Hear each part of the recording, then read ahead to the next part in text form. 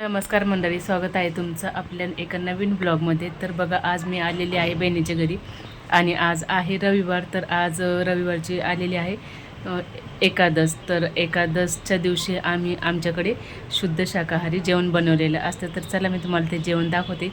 आणि बघा, मी काल एक छोटासा व्हिडिओ टाकला होता. त्या व्हिडिओमध्ये ह्या ज्या आंब्याच्या फांद्या आहेत तर त्या अशा पूर्ण अशा खाली इथपर्यंत अशा लोंबकळलेल्या होत्या. तर बघा, आता आम्ही त्याच्यासाठी काय जुगाड केलेला आहे. तर आम्ही सर्वप्रथम ही काठी जी आहे त्या काठीचा आधार देऊन ही जी फांदी लोंबकळलेली होती तर ही फांदी आम्ही बघा अशी वरती केलेली आहे.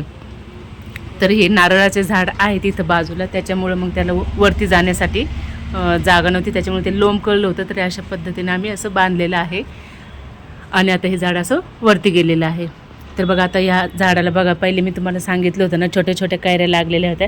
तर बघा, आता ह्या कैऱ्या ज्या आहेत तर बघा ह्या अशा मोठ्या झालेल्या आहेत.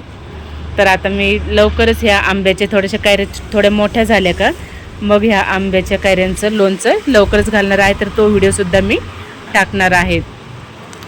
तर बघा, भरपूर अशा कैऱ्या आलेल्या आहेत. हे बघा, हे इथं आहे कैरी, इथं खाली पण लोंबकळलेली आहे. तर मागच्या वेळेस जे आल्या होत्या ना तर 5 ते 6च कैऱ्या आल्या होत्या, पण यावेळेस आता जास्त आहे, म्हणजे 100-200 तरी कैऱ्या असतील. तर बघा, ही एक कैरी, ही एक कैरी,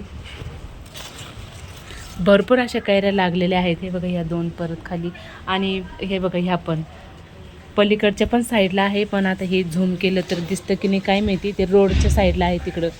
तिकडून म्हणजे कोणाचा पण हात पुरला तर तोडून पण घेऊ शकतात. तर बघा, एक मिनिट, हां, हे बघा, हे दिसतंय का, अशा भरपूर असं गुच्छा लागलेला आहे तिकडं.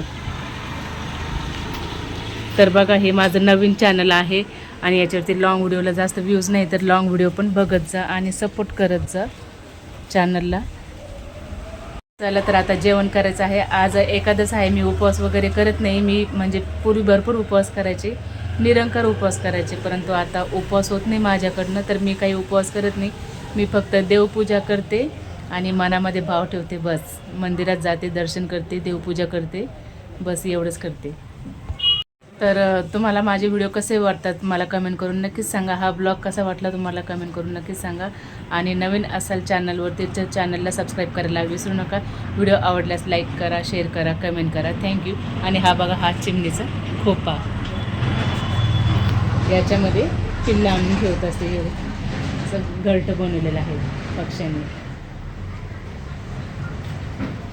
आज बहिणीच्या घरी आलेली आहे मी. तर आज बहिणीने बेसनाच्या पातोड्या बनवलेल्या आहेत, कढी बनवलेली आहे, चपाती बनवलेली आहे, भात बनवलेला आहे आणि हिरव्या मिरचीचा ठेचा बनवलेला आहे.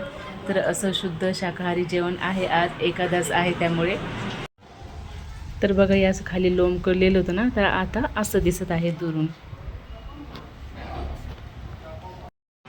तर बघा, इथं बनवलेली आहे कढी, बनवलेली आहे भात, बनवलेला आहे पातोड्याची आमटी, बनवलेली आहे ठेचा आहे, चपाती आहे. तर या मंडळी जेवण करायला. धन्यवाद.